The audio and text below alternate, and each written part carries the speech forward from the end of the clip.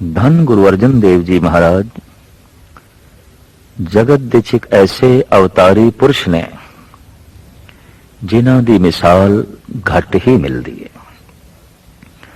ਵੈਸਾਖ ਵਦੀ ਸਤ 1620 ਬਿਕਮੇ ਸੰਮਤ ਧੰਨ ਗੁਰੂ ਰਾਮਦਾਸ ਜੀ ਮਹਾਰਾਜ ਦੇ ਘਰ ਮਾਤਾ ਭਾਨੀ ਦੀ ਕੁੱਖ ਤੋਂ ਗੋਬਿੰਦਵਾਲ ਸਾਹਿਬ ਦੇ ਵਿੱਚ ਆਪ ਦਾ ਆਗਮਨ ਹੋਇਆ। ਇਹ ਨੂਰਾਨੀ ਜੋਤ ਉਸ ਥਾਂ ਤੇ ਹੀ ਉਜਾਗਰ ਹੋਈ। ਗੋਬਿੰਦਵਾਲ ਦੀ ਧਰਤੀ ਨੂੰ ਇਹ ਮਾਣ ਹਾਸਲ ਹੈ। ਸਹਿਜੇ ਸਹਿਜੇ ਆਪ ਦਾ ਬਚਪਨਾ ਵੀ ਇਸ ਢੰਗ ਨਾਲ ਬਤੀਤ ਹੋ ਰਿਹਾ ਹੈ ਕਿ ਭੱਟਾਂ ਨੂੰ ਕਹਿਣਾ ਪਿਆ ਹੈ ਕਿ ਤੈਂ ਜਨਮਤ ਗੁਰਮਤ ਬ੍ਰਹਮ ਪਛਾਣਿਓ। ਇਹ ਗੁਰੂ ਅਰਜਨ ਦੇਵ ਜੀ ਤੁਸੀਂ ਜਨਮ ਤੋਂ ਹੀ ਬ੍ਰਹਮ ਗਿਆਨੀ ਹੋ, ਜਨਮ ਤੋਂ ਹੀ ਬ੍ਰਹਮਨਿਸ਼ਠ ਹੋ, ਜਨਮ ਤੋਂ ਹੀ ਈਸ਼ਵਰ ਨਾਲ ਜੁੜੇ ਹੋਏ ਹੋ।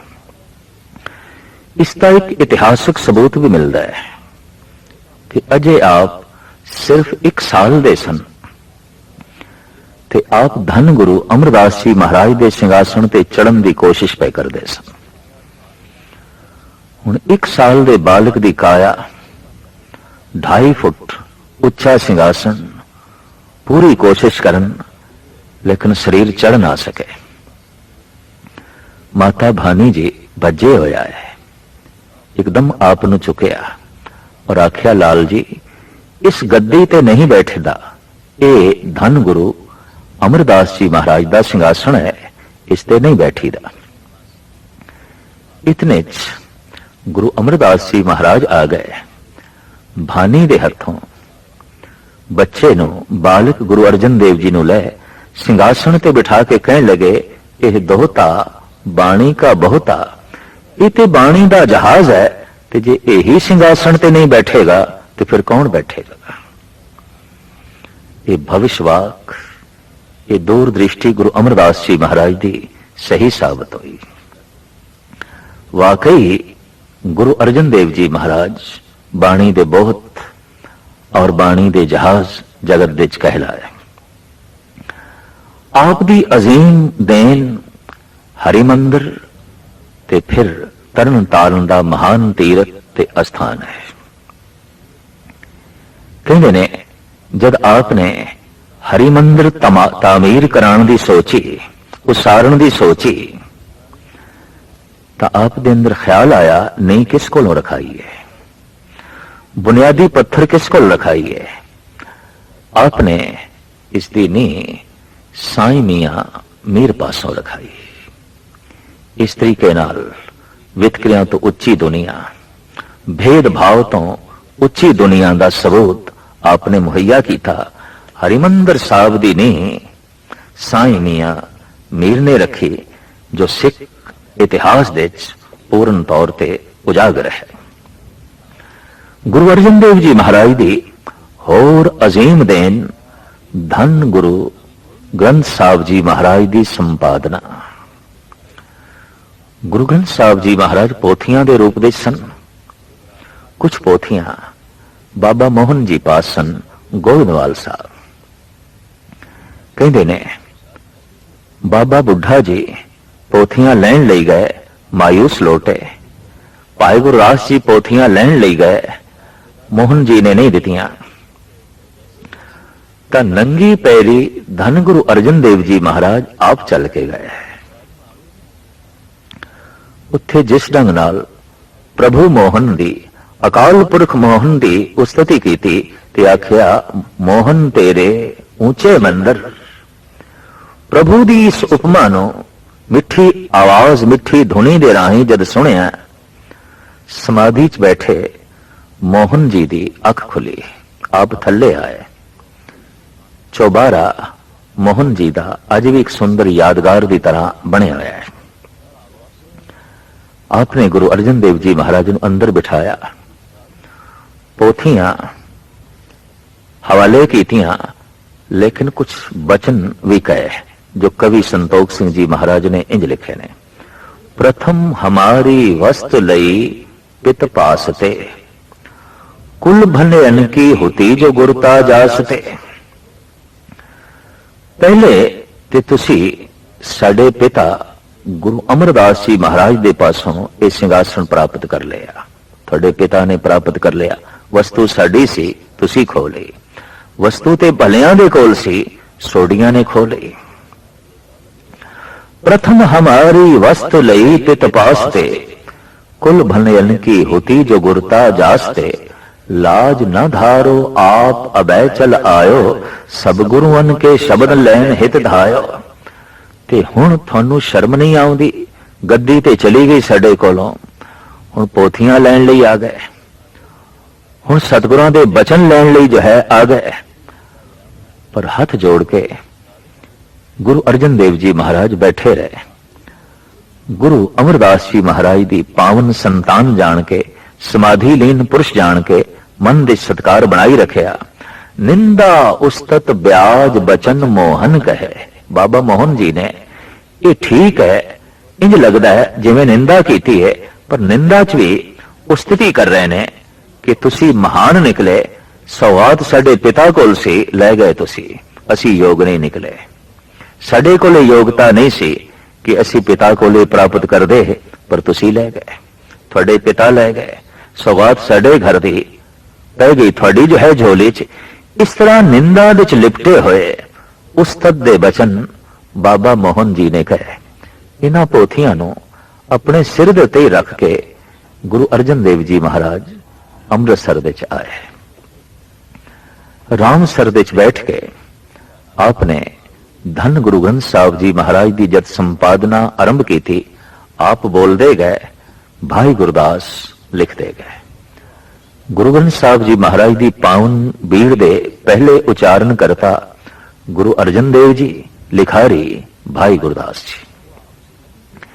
कहने जिन्हां दिनां च गुरु ग्रंथ साहब जी महाराज की संपादना हो रही सी, दूर दूर तो भगत आप जी पास आए, क्योंकि देश दे ये आम चर्चित हो गई सी गल कि सिरमौर भगत, महान भगत जो इस देश दे होए ने, जिन्हां दे बचन गुरु नानक देव जी महाराज ने इकट्ठे कीते सन पहले पातशाह जी ने, उन्हां नूं उस महान ग्रंथ विच दर्ज कर रहे ने गुरु नानक दी पंजवीं आत्मा धन गुरु अर्जन देव जी महाराज।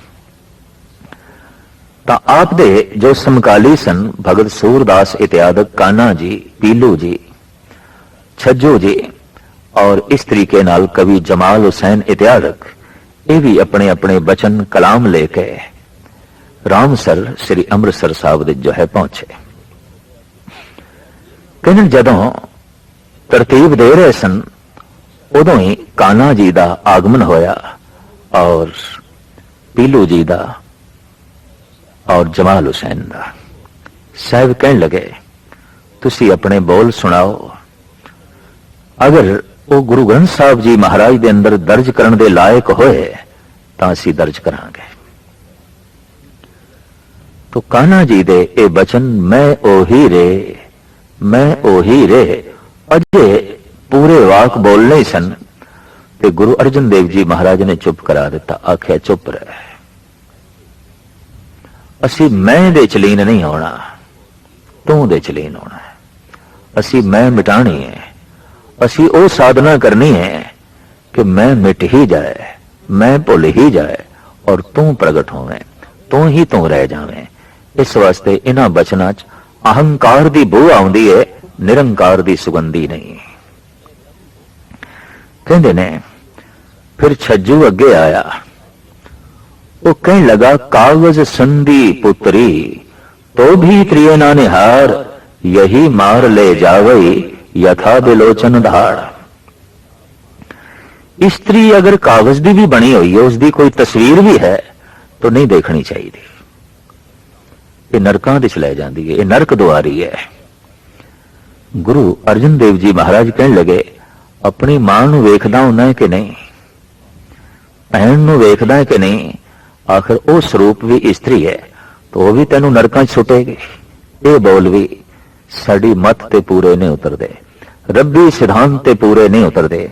तो कहना पेगा, अगर ईश्वर ने स्त्री नूं बनाया है तो मनुख नूं नरकां विच पाण लई बनाया है, तो ईश्वर दोषी है। साहिब श्री गुरु अर्जन देव जी महाराज ने इन्हां भगतां दे कलाम वापस कीते। फिर एक भगत अगे आया, वो हाथ जोड़ के बेनती करने लगा, महाराज मेरे बोल सुनो। सतगुरु कहने लगे, सुना। चुप वे अड़िया चुप, बोलन दी नहीं जा। साहब कहने लगे, नहीं, चुप नहीं रहना। जिथे लोड़ पई बोलना है, जिथे लोड़ नहीं खामोश रहना है। जब लग दुनिया रहिए नानक, किछ सुनिए किछ कहिए। कुछ कहना है, कुछ सुनना है, चुप नहीं रहना। अगर चुप ही रहना है तो दरख्त चुप ने, पत्थर चुप ने, तो फिर प्रभु ने जबान क्यों बनाई? चुप रहने लई नहीं, मौन धारण करने लई नहीं, बोलने लई बनाए गए। और वो बोलना है, उन्हां बोलां नूं प्रगट करना है जिन्हों सुन के संसार नूं शांति मिले, अपने आप नूं चैन मिले, प्रभु दी प्रसन्नता हासिल होवे। बोलना है, चुप नहीं रहना। कहंदे ने बिंद्रा बन तो पहुंचे भगत सूरदास, नेत्रहीन सन। ये भी लाठी दे आसरे ते खड़े होए, वृद्ध शरीर से आखण लगे, हे गुरुदेव पिता, परिपूर्ण परमात्मा ने कुछ मैनू भी सौगात दिती है और मैं वो आप दे नजराने वजों भेंट करना आया। साहब कहने लगे, सुनाओ। ये भगत जिथे महान कवि सन, उथे महान संगीतकार भी सन। दोपहर का समा से सारंग राग की धुन अलापी और वजद विच आके इस पंक्ति का गायन किया। छाड़ मन हर बेमुखन को संग। ऐसे मधुर आवाज विच, ऐसे सुरीले कंठ दे चों और ऐसी लय तार विच अलाप होया, सूरदास की अपनी ही समाधि लग गई। सुनन वाले बिस्माद होए। धन गुरु अर्जन देव जी महाराज भी प्रसन्न होए। धन गुरु अर्जन देव जी महाराज नो भगत सूरदास ते ये बोल इतने प्यारे लगे, इतने चंगे लगे।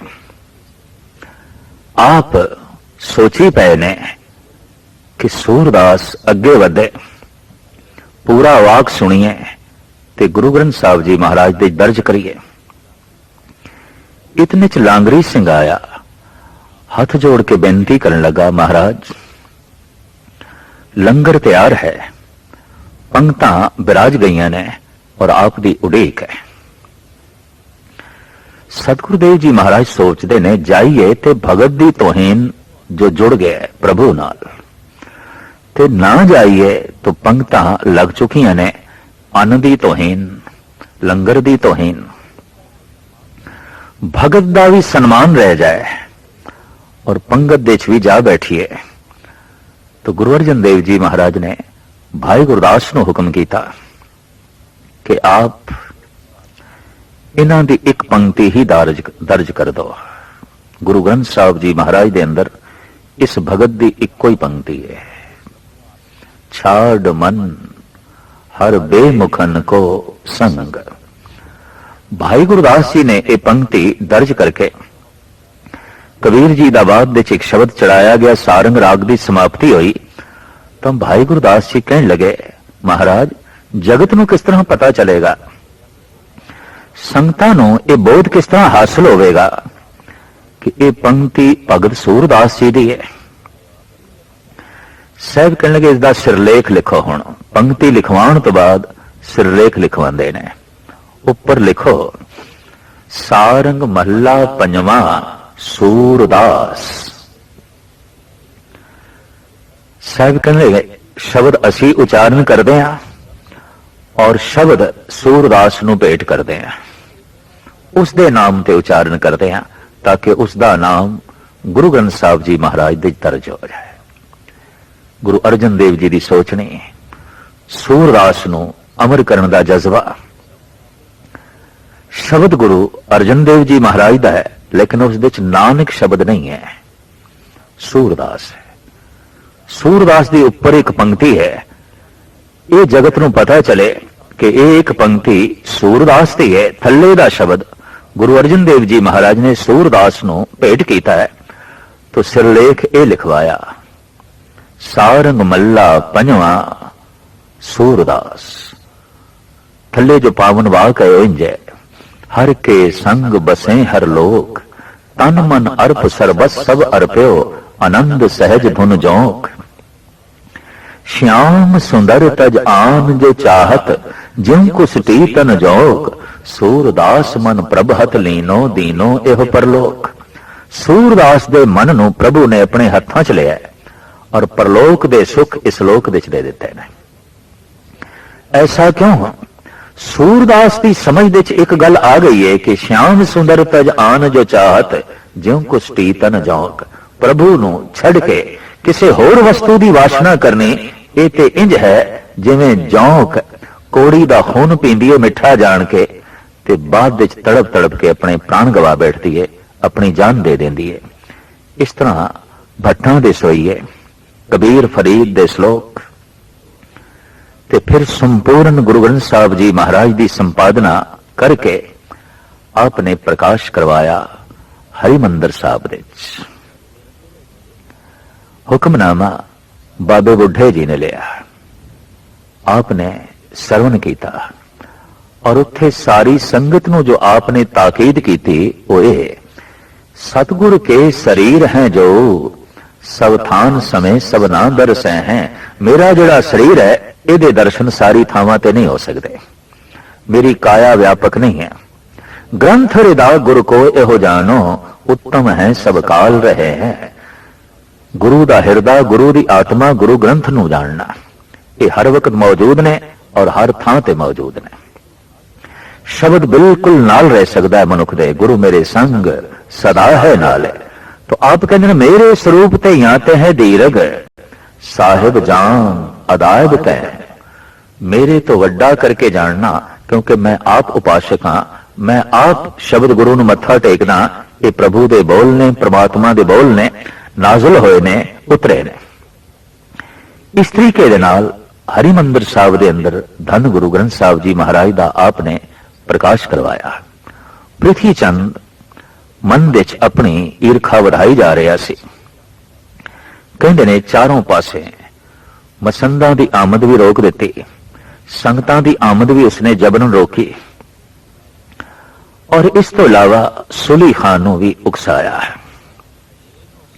हालात ऐसे भी बने कि लंगर एक दिन बिल्कुल मस्ताना हो गया, और कर्मों जो पृथ्वी चंद की वोटी सी कहने लगी कोई गल नहीं है, ते बे औलादा गुरु अर्जन, ये सारी संपत्ति साड़ी है, ये सारा धन मान प्रतिष्ठा साड़ी है, ये है तो बे औलादा। कहते ने ये बोल जगत माता गंगा नूं चुभे, जो आप दी सुपत्नी सी गुरु अर्जन देव जी महाराज थी। इस तरह दे बोल। फिर पृथ्वी चंदा ये ईर्षालु सुभाह कहते ने मसंदा दे राही धन लुट लिया, अन्न लुट लिया, वस्त्र लुट ले, साजो सामग्री लुट ली, और चारों पासे पैरा बिठवा दिता, कोई पहुंचे ना। हालात ऐसे बने अज दोपहर का लंगर तैयार ही नहीं होया। जगत माता गंगा आप दी सुपत्नी ने सोचा गुरुदेव लई ते कुछ भोजन तैयार करा। तो आपने घर टटोलिया, देखा एक मिट्टी के भांडे विच थोड़ा जिहा बेसन पिया सी। आपने उसके दो प्रशादे तैयार किए, सतगुरां दे अगों रखे, ते अगों रखदियां सार रो पईयां ज़ारो ज़ार। गुरु अर्जन देव जी महाराज ने उत्थे बोल उच्चारण कीते ने, रूखो भोजन भूम सैन सखी प्रे संग सुख बिहात। ऐ सखी रुखा भोजन है, धरती ते सोना है, पर तू रो ना।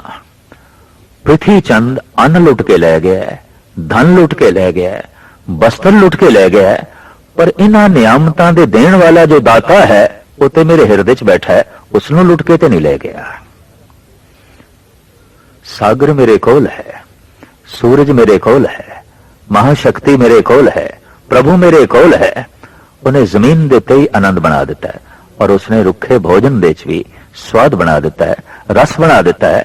इस तरह सबर शांति दे नमूने धन गुरु अर्जन देव जी महाराज कहते ने, राज सता आप तो परेशान सी। उसके कुछ कारण, जिथे देश दे कोने कोने तो संगतां आप दे दर्शनां लई आउंदियां सन, उत्थे मुस्लिम पीर फकीर भी आप दी चरण छो प्राप्त करन लई आप दे आले दुआले परिक्रमा करदे सन। साईं मियां मीर भी आप दे मुरीदां दे चों एक मुरीद सी। जमाल हुसैन भी आप दे सिखां दे चों एक सिख सी। वक्त दी हुकूमत नूं ਇਹ ਗੱਲ ਚੁੱਭੀ। ਸਾਡੇ ਰਸਤੇ ਦਾ ਇੱਕ ਰੋੜ ਹੈ और इसदा सत, इसकी तपस्या, इसका ज्ञान इतना उजागर हो रहा है कि सारे देश को प्रभावित कर रहे हैं। साडी सता लई किधरे खतरा ना हो जाए। दूसरे पासे सुली खान दे कन भरदा रहा प्रिथी चंद, मौलवी कन भरदे रहे जहांगीर दे। सुलही खां अपने पूरे लाओ लश्कर समेत अमृतसर ते हमला आवर होया। साहिब गुरु अर्जन देव जी महाराज ने संगतां नूं एकत्रित किया और पतवंते सजना दी राय लेनी चाहिए। पहला मता यह पकाया गया, प्रथमे मता जे पत्तरी चलाओ। ये शब्द गुरु ग्रंथ साहब जी महाराज दे दर्ज है। चिट्ठी भेजो। पातशाह ने कहा नहीं। द्वितीय मता दो मानक पुछाओ, दो बंदे भेजिए, वो सुली खान नूं समझान। साहब कहने लगे नहीं। तृतीय मता किछ करो उपाया। फिर महाराज असी खुद लड़ाई लई तैयार होइए, शस्त्र तैयार करिए, बस्तर तैयार करिए, खुद लड़िए। नहीं, इस मते नूं भी सतगुरां ने रद्द कर दिता। तृतीय मता किछ करो उपाया, मैं सब किछ छोड़ प्रभ तू ही दे आया। हे ईश्वर, बस तू ही मददगार है, मैं सब कुछ तेरे हवाले कीता है। रस्ते विच घोड़ा ऐसा मछरिया, लगाम टुटी और एक घोड़ा भज पिया भट्ठे की तरफ जिथे अग लगी हुई सी, इट्टां पक रही सन। उसे भट्ठे च एक घोड़ा गिर गया और सुलही खां गिर गया। इस तरह वो जिंदा ही जल के खाक हो गया। अमृतसर नूं खाक करदियां करदियां खुद ही खाक हो गया, खुद ही मिट्टी हो गया। सता दा मुखी जहांगीर, उसने गुरु अर्जन देव जी महाराज नूं सद्दा भेजिया और आख्या इस्लाम संबंधी गुरु ग्रंथ साहब जी महाराज दे कुछ वाक ने, इन्हां नूं कढ दो। तां पहले आपने भाई गुरदास जी नूं भेजिया और जिस दिन हुक्मनामा लिया गया गुरु ग्रंथ साहब जी महाराज दा, जो जहांगीर ने सुनिया वो तो यह सी, अवल अल्लाह नूर उपाया कुदरत के सब बंदे। इन्हां बचनां नूं सुन के जहांगीर चाहे प्रभावित होया है, लेकिन राजनीतिक सी। सत दा इतना प्रताप वधदे होया वेख के उसनूं औखियाई सी। मुर्तजा खान के हवाले गुरु अर्जन देव जी महाराज नूं कर दिता। हवेली दे गुरु अर्जन देव जी महाराज नूं बंद कर दिता गया और खुलियां सजावां देण दी छूट दे दी गई। चंदू ने भी अपने अंदर जो बदले की भावना सी उसनूं उजागर किया, क्योंकि धन गुरु अर्जन देव जी महाराज ने चंदू की लड़की का रिश्ता गुरु हरगोबिंद साहब जी महाराज लई लैण तो इनकार कर दिता सी। इस तरह पहले आप नूं तत्ती तवी ते बिठाया गया, फिर ओवल दी देग दे च उबालिया गया, फिर जिस्मां दे ये जिहड़े छाले ने इन्हां दे उत्ते ठंडा पानी पाण लई रावी दे खड़े करन दा सोचिया ही गया। साईं मियां मीर दी आमद हुई, आपने ये हालत वेखी, रो पे।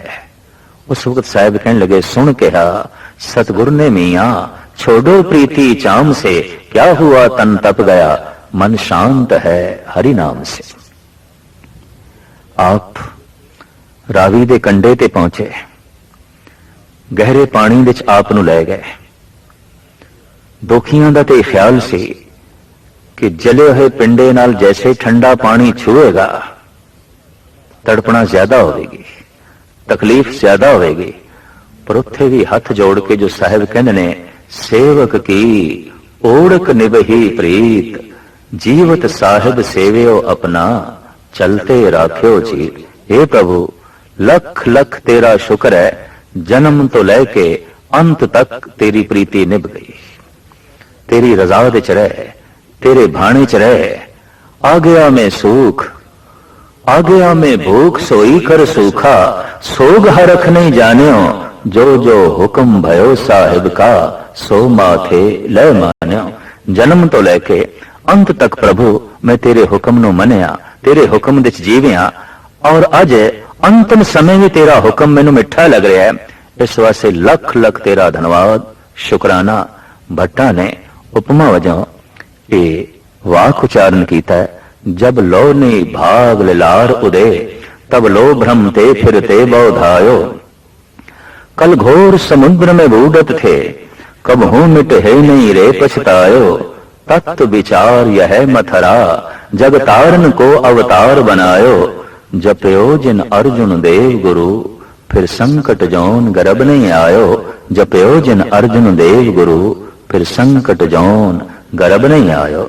इस तरीके नाल जेठ सिद्धि चौथ नूं साहिबां दा तन पानी दे च पानी होया, और आप दा मन और आप दी आत्मा, आप दी जोत धन गुरु हरगोबिंद साहब जी महाराज दे अंदर प्रवेश कर गई। ये शहीदी साका जेठ सिद्धि चौथ नूं जो वापरिया, उस तो बाद सिख जगत दे च गुरु घर दे च शहीदी दी एक श्रृंखला चली। आप नूं शहीदां दा सिरताज कहंदे ने, सिरमौर कहंदे ने। शांति दी आप मूर्ति, सबर दा आप मुजस्मा, ज्ञान दे आप सागर, सेवा दी मूर्ति, सेवा सिमरन दी दात वंडदियां वंडदियां, शुकराना करदियां करदियां जेठ सुदी चौथ नूं आप इस ढंग दे नाल शहीदी साके द्वारा प्रभु विच लीन होए, और अपनी आत्मा नूं अस्थाई रूप दे अकाल पुरख दे विराजमान कीता।